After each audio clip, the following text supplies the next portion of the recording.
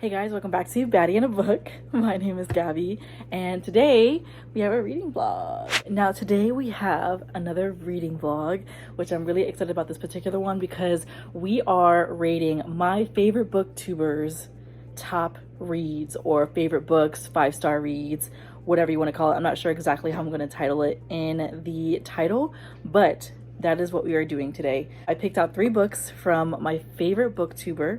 If you guys watched a previous video of mine, I mentioned that Larry Reads was one of my very first booktube experiences, or one of the very first channels that I came across in regards to books that kind of got me into reading. I was up late one night and I came across her channel, and to this day she is one of my favorite booktubers of all time.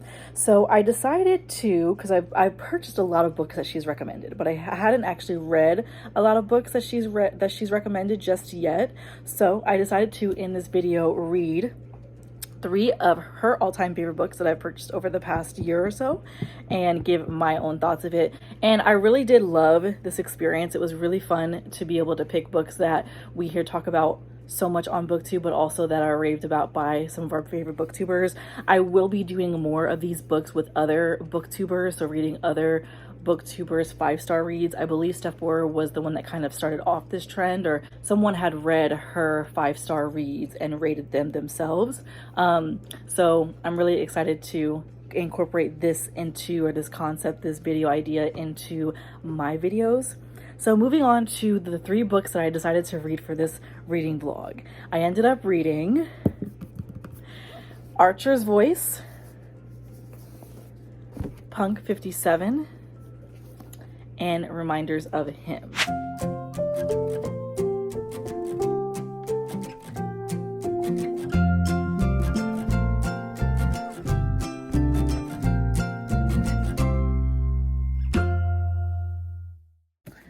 So the one thing that I will say that I really fucking love about Archer's Voice, and then the relationship between Bree and Archer, is the fact that they have such an unspoken bond. Like, it goes deeper than just anything that you can communicate by words. Like, they can pick up on each other. Now, mind you, I'm halfway through the book, so I've already experienced their relationship already, just a little bit, but it's just so heartwarming to see that, like, they connect on such a deep level, and I'm fucking loving that about this book. Like I said, I have not been able to put it down. I'm on currently page 214, so I'm a little bit ways in. I've been knocking it out. I mean, I've been just flying through this book because it is just that good. Like, definitely don't know why I didn't pick this one up sooner. So I'm gonna keep reading this one, and then I'm gonna check back in just a little bit. I'm such a simp. Okay, so she said, because we're reading Bree's point of view, okay? He hadn't told me he loved me, and I hadn't said it to him either. But in that moment, I realized I was in love with him. Oh my gosh. Then she said, so deeply in love that it almost bubbled to the surface of my lips, and I had to physically clamp my mouth shut not to shout it.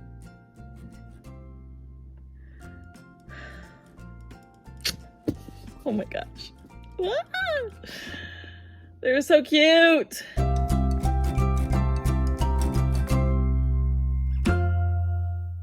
Okay, so this might be a spoiler, so if you haven't read this book, go past this. It's not a huge spoiler, but it's still a part of the book that you may end up missing out on if I tell you it. So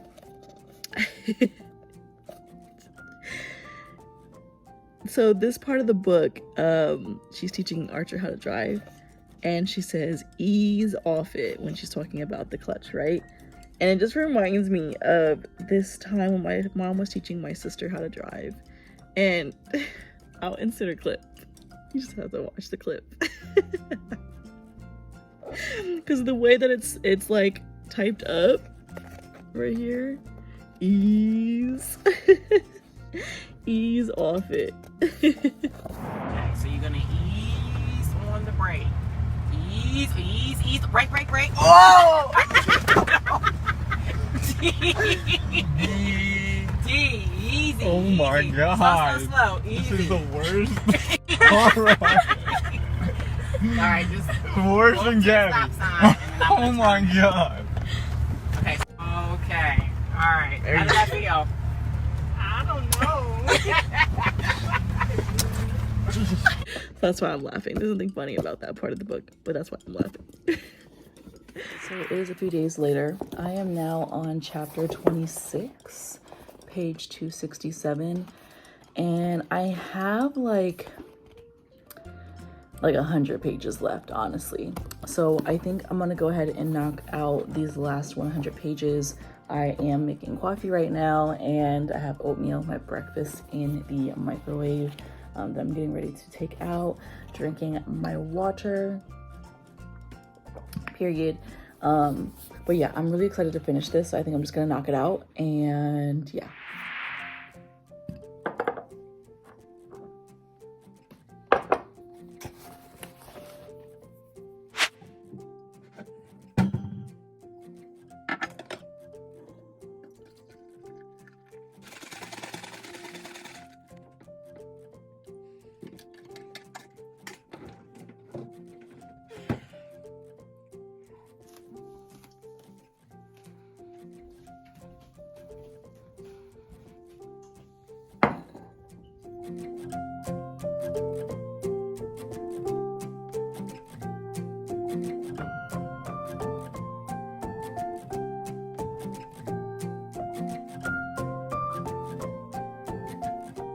Okay, so if you have not read Archer's Voice, skip past this part really quick.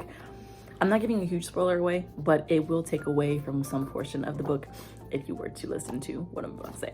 So, if you have read this book, the part where she's going to Ohio and they're texting each other is the cutest thing ever. Like, and then on top of that, he didn't know what LOL meant, and then he finds out what it means and then responds back to her in a different text saying LOS. Laugh out silently. I just love it. Cutest thing ever. Cutest thing ever.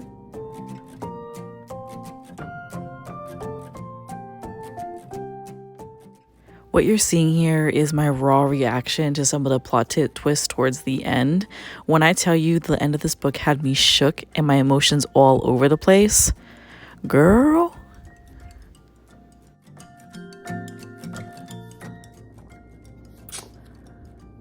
That was intense as fuck. Damn.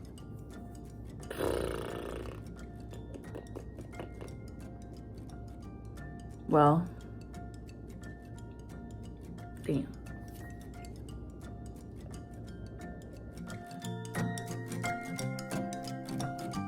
Another really quick spoiler, if you haven't read the book, go past this part, but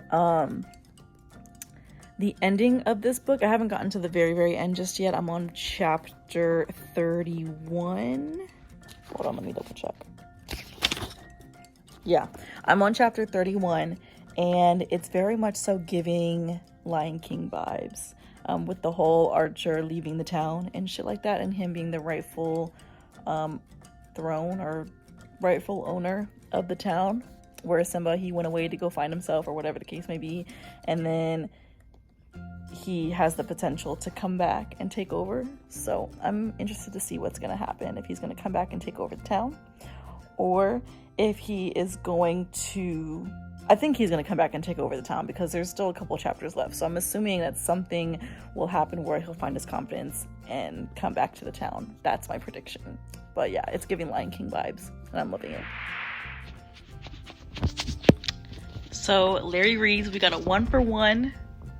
This book was amazing. Absolutely fucking amazing. One of my favorites for 2023, and we are just getting started. I absolutely love this book, and yes, 1-for-1, Larry Reads was on point with this one, with this recommendation. I love it. Love it, love it, love it, love it. I can't say that enough. I loved this book. So now I am reading Punk 57 by Penelope Douglas. I'm about 126 pages in, and so far I am loving it. I'm hoping to finish this book by tonight, and yeah, I think things are just now starting. I mean, they've always picked up, but I think they're really starting to pick up now as some of the things are starting to unfold like little bit by little bit, which is really exciting and making me not want to put the book down. But this book is about 350 or so pages. This is a book that I actually picked up from Barnes & Noble that was only $1, if you guys watched my previous vlog. And I did end up keeping this copy for myself because this one was still in like new condition, but it was like slightly bent. I don't know if you can see like the slight bend in it, and it's not from me reading it. I actually bought the book like this. So I ended up giving my copy to my sister and then keeping this one for myself. But I think I know why the book was only $1. I'm assuming it's because one of the pages in here, I think it was like page 117, it kind of fell out, like it's not attached to the bind up of the book. So I'm hoping that is the only page that is like that, but now we know it was only $1. But yeah, we're gonna keep on reading. So super quick spoiler, Punk 57. So the title of the book, Punk 57, or Punk, I'm assuming is, if you've read the book, there is somebody who is like leaving like these notes after school hours, like all over the walls and all over the school. And I'm assuming the 57, I'm assuming that's the number of messages that this writer has written by the end of the book, or will have written by the end of the book. I'm wondering now, I'm on chapter 10, I think, and I'm wondering if Ryan is Punk. Because if you look at like the book, for example, like right here, so the person who writes these notes, they always sign it with the word Punk, which is why I'm assuming Punk has something to do with the storyline, with the title and everything like that. So I'm wondering, my brain is like kind of like all over the place right now. It's definitely not Misha, right? But I'm wondering if it's Ryan. Because on this part right here, right, it says, this is the message that was written on this particular day. And this was after Ryan and Mason, right, had their little tussle, whatever, in one of the classrooms. So it says, I see you like pictures in a frame, but I can't touch and I can't be the same. Punk. So I'm wondering if this is in connection, or this particular note is in regards to her and Mason. I don't know. I guess we'll find out. And then, oh my gosh, not even another page later, he's running away from security and he finds Ryan in the school hiding as well. Don't be suspicious. Don't be suspicious. Like, how suspicious is that? It's definitely her. It's definitely fucking her.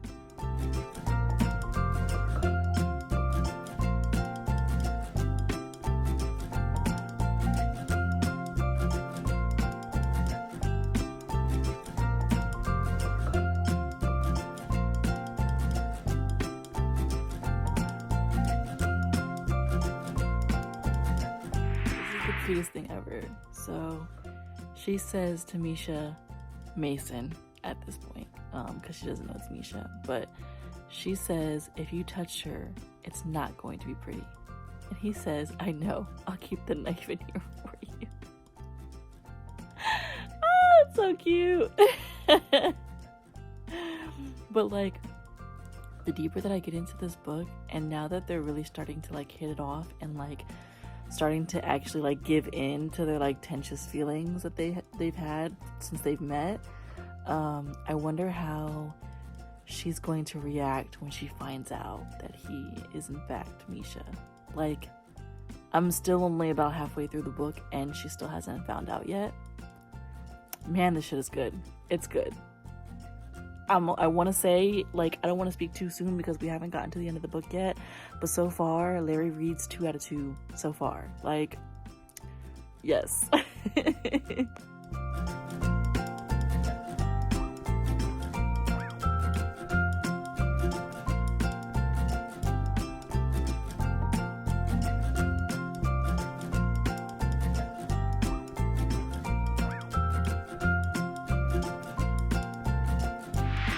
Reading a chapter that is in Ryan's perspective, and I am dying to get to Misha's perspective in the next chapter. Like, I'm dying to fly through this. Like, I'm almost tempted to skip it, but I don't want to skip it because I don't want to miss anything. Oh my goodness, I'm on the edge of my couch right now. Not even the edge of my seat, on the edge of my couch right now. Okay, so I am on page 220, and if you know, you know, but all I keep thinking about is, right now, girl, is not the time to be having an intervention. Like, what are you doing? It's a beautiful moment. It's a beautiful moment. But still, like, what? Okay, so we just got done reading Punk 57, and 2 for 2. So far, Larry reads, we are 2 for motherfucking 2. I really thoroughly enjoyed this book. I got to about maybe like 100 pages in and then could not put the book down. Like, I've been reading this non-stop. I absolutely love it. I love Misha and Ryan, their relationship. I love how protective he is of her. And there were a few twists in here that I personally was not expecting.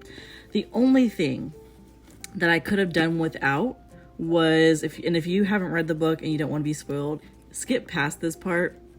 But the letter to Delilah at the end, I could have done without. And here's why. In my opinion, the letter to Delilah was very shallow. The apology, it was supposed to be like a letter of apology, I guess, to Delilah, which was Ryan's friend from 4th grade that she mistreated and kind of ditched. Mind you, she was just a kid, but still, regardless, right?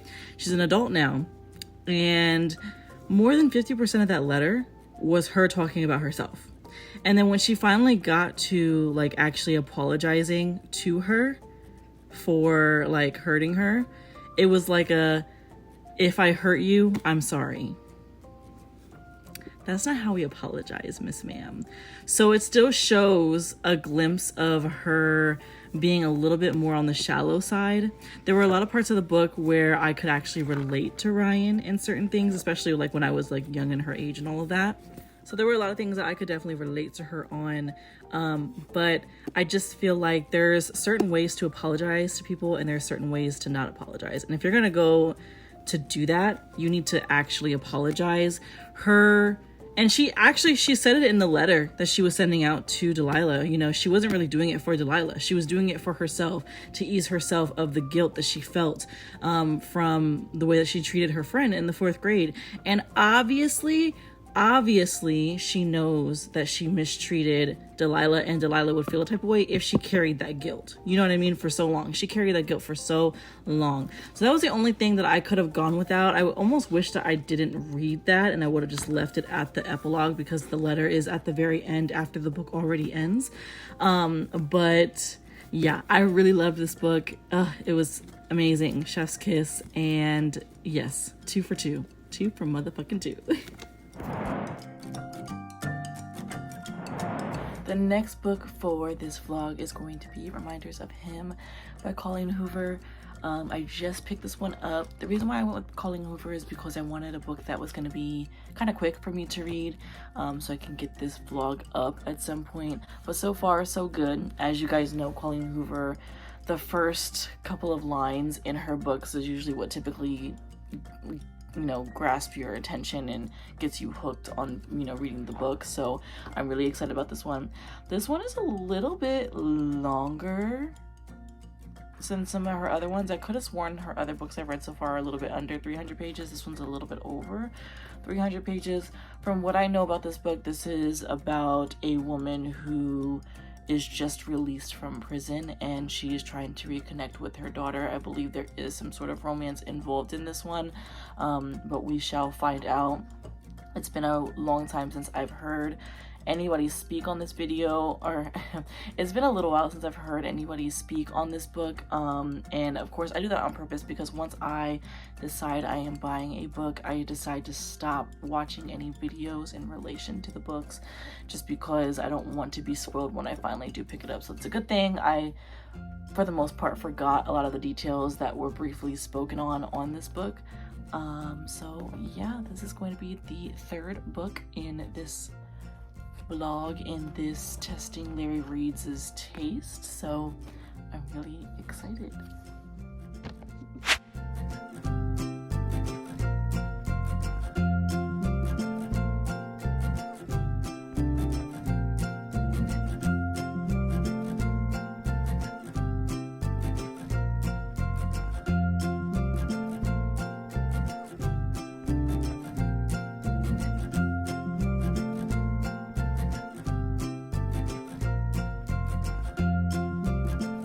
Okay, so it's the next day and I'm about 12 chapters in, and the one thing, regardless of how you feel about, or regardless of how I feel about like the actual impact of Colleen Hoover books, because I still haven't found that book that like blew my mind or, you know, blew me away, you know. A lot of people are like overly hyping in a way Colleen Hoover books by saying, you know, it moved them so much to the point where they were super emotional, they were bawling their eyes out, they were traumatized, what have you, right? So I have not had that experience just yet. I'm still on the search for one of her books, hopefully, to give me that experience, but so far I've read about 3 or 4 of her books and not any of them have given me that experience. But the one thing that Colleen Hoover has that is like chef's kiss is, one, the first lines of the books. Every single one consistently that I've read so far has been super consistent in that aspect. That first line of the book is like, whoa, what the world?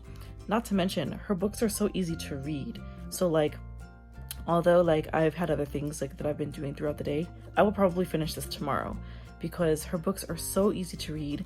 I think it's a combination of the dual POV. The books I've read so far have all been dual POV, so I think that they help. But also, short chapters. Her chapters are typically really short. Like this one is only like a 300-page book and it's got 40 chapters in it, and yeah, it just makes the book go by so much faster and you're just eating all that shit up.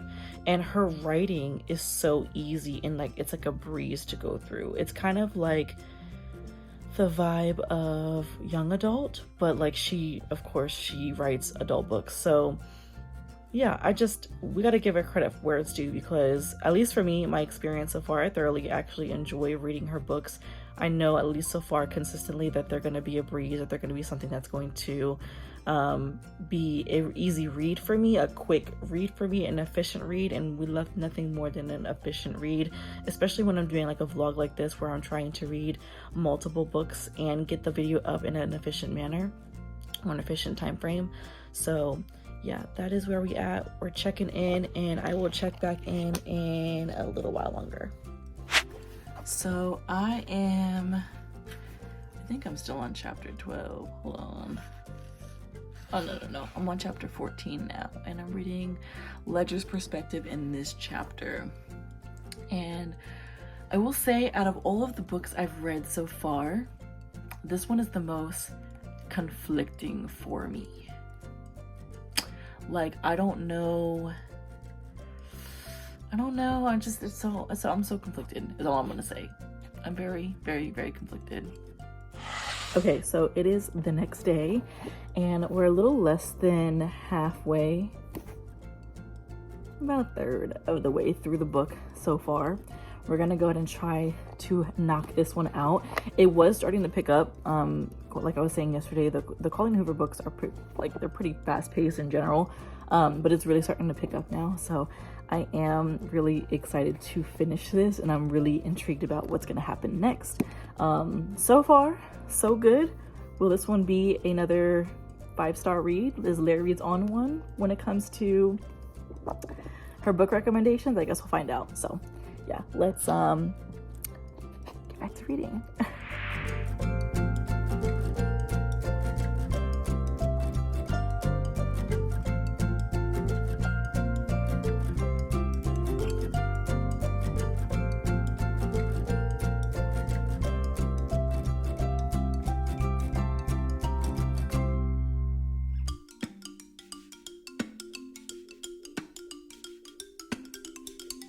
Super quick random thought. Can we just appreciate the fact that it is 4:30 p.m. right now and it is still bright as hell outside? I know, like, when it first started to get dark early and it would get dark at like 4 o'clock, I was blown. So I appreciate the light while we still have it. I might even go sit outside for a little bit and finish reading this book outside, at least as much as the light will let me. So yeah, random thought. Okay, so if you have not read this book yet, skip past this part because I'm going to kind of talk about something that could potentially be a spoiler. It's not a heavy spoiler. Like, I haven't gotten far enough in the book yet to, like, you know, reach like the actual like plot twists and stuff like that, but it is going to be kind of a spoiler and it could potentially take away from your experience from reading the book, so skip past it. I'm on currently chapter 17 and I am reading the letter that she's writing to Scotty in this chapter, right? And I'm a little bit conflicted. My biggest conflict with this story is Kenna. My idea of her, or I guess my mindset on her, is a little bit conflicted, right?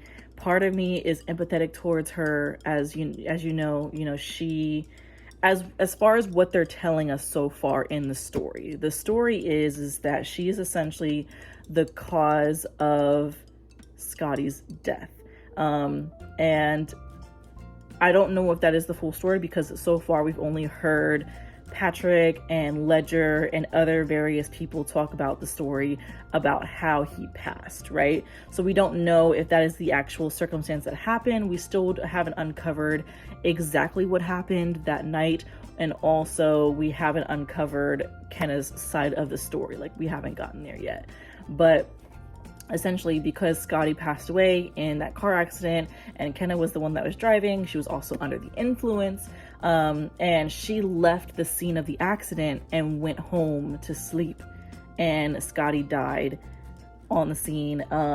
It said here in the book that, like, if she hadn't left and she had called the authorities, called the police or what have you, reported the accident, that his life could have been saved because he did not die immediately. So essentially the narrative right now is that she left him there to die alone. And if that is the truth, right, I'm very conflicted. Like, if that is exactly what happened, where she left the scene, I'm a little conflicted. I mean, although she was young, I get it. But at the end of the day, if he was hurt that badly in the accident where it was near death, and then because she left the scene, he actually ended up dying, that doesn't sit right with me. So when I'm reading this letter that she is writing to Scotty, now mind you, this is before we hear her side of the story. So I haven't heard her side of the story. So I'm kind of looking at her sideways for the way that she writes this part. So she's talking about how her and Scotty, she had fantasized when they were together, before he passed. She had fantasized about them living the American dream and where their life could go and this and this and that, right?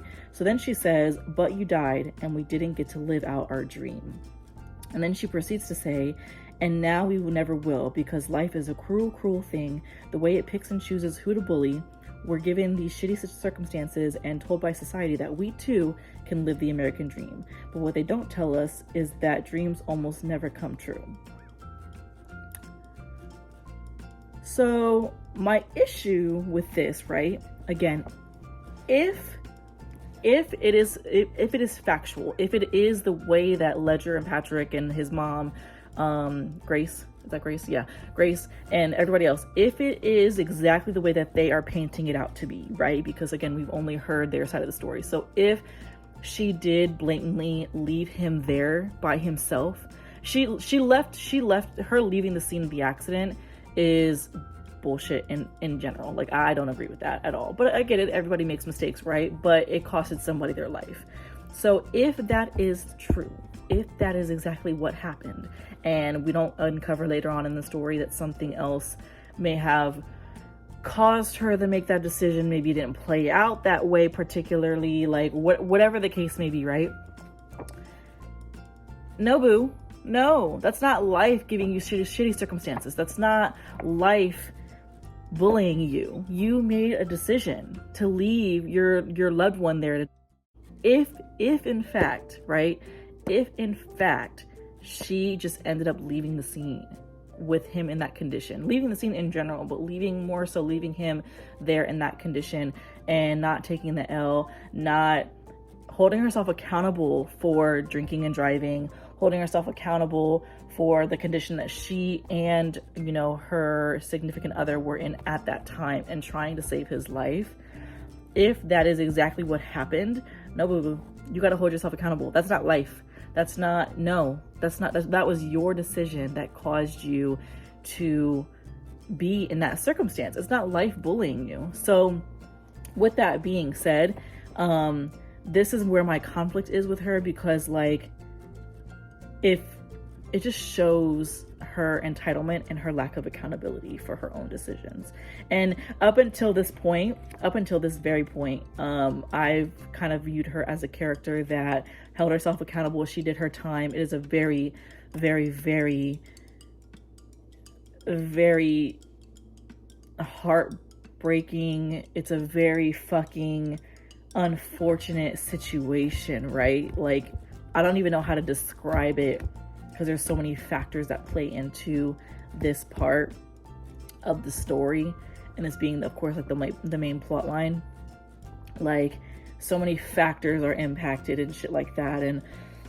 But no, boo boo, you gotta hold yourself accountable. Like, you don't just leave someone there to die and then years later talk about how life gives you shitty circumstances.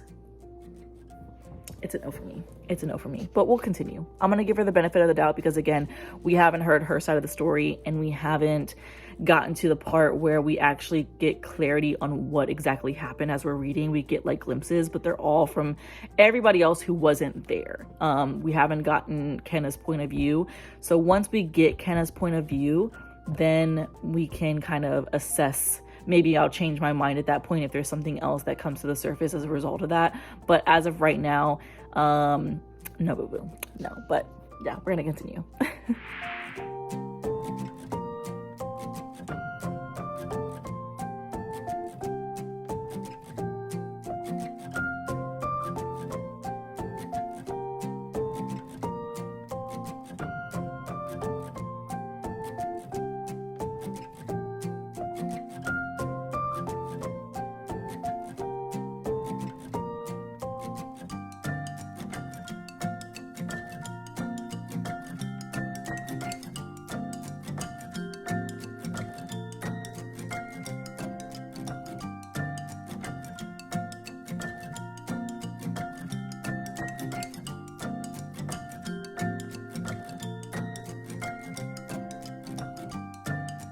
Okay, so I take back what I said earlier about her not taking accountability, because I got a little bit further in the book. I'm on page 144 now, and she does say here, where is it at? She says, I don't blame anyone but myself. Everything would be different if I wouldn't have panicked that night, but I did, and these are the consequences, and I have accepted that. So I think maybe I might have misinterpreted when she was writing that letter to Scotty. Maybe she was referring to like the circumstances and her being dealt a shitty situation. Maybe she was referring to her childhood during that part of the letter. Maybe she wasn't referring to the fact that, you know, she ended up going to prison and all that good stuff. Like, so yeah, just thought I would come here, pop in and say that really quick, that she has taken accountability. The other thing too is I just finished reading a part in the book that has influenced my feelings on this book and on this character, Kenna. So yeah, that's all I'm gonna say for right now. Okay, so we are officially at the halfway point. I got a little distracted earlier, but I figure if I keep reading this, I can probably finish by midnight. It's about 9 o'clock now. So I think midnight gives me plenty of time to finish the remaining chunk of this book. So I'll check back in a little bit. I think we're 3 for 3. 3 for 3. 3 for 3? What? This book was so... I need to gather my thoughts. Okay, so we are at the end here, and again, I really enjoyed this. This was so much fun. So just to quickly go over the final ratings of the books, I may end up changing these, especially for Punk 57, because I want to sit on it for a little bit before I give final ratings, at least finalizing everything. So for Punk 57, I'm gonna give this one a 4.75 for this one, and really the 0.25 points taken off is literally just because of that letter at the end. Had they not included that letter at the end, it would have definitely been a solid 5 stars. So without the letter, definitely a solid 5 stars. With the letter, 4.75, because I cannot stand a phony ass, bummy ass apology. And then Archer's voice, love the romance, love the connection, all of the above. I love the storyline, the plot twists, chef's kiss, some of them caught me by surprise. Archer's voice, 5 stars. And then so far, this one, another 5 stars. Surprisingly, this one definitely moved me. I definitely wasn't like sobbing, okay? So I wasn't like sobbing with this one, but it definitely moved me. I definitely felt a multitude of different emotions, the conflicting feeling throughout the entire book. The entirety of the book, when it comes to Kenna specifically, was definitely something that Colleen definitely wrote very well, in terms of like just kind of just putting you in this weird like double-edged sword type of situation, if that makes sense. The other thing that I really loved about this book, regardless of how you feel about the book, right, it really shows a different type of level of compassion, like a different level of like understanding of what forgiveness is, and a really beautiful story surrounding forgiveness. I don't know what I would do if I was in the situation, whether I was in Kenna's position or Scotty's parents' position or any of Scotty's loved ones. Like, I have no idea how I would handle that situation if I was ever in it. So it moved me in a way of showing empathy and compassion and fucking just forgiveness for others and how that can be done. It was so interesting. So that was a successful reading vlog. I'm so excited to post this, and yeah, I will see you guys, definitely more vlogs to come, so I will see you guys in the next one. Bye guys.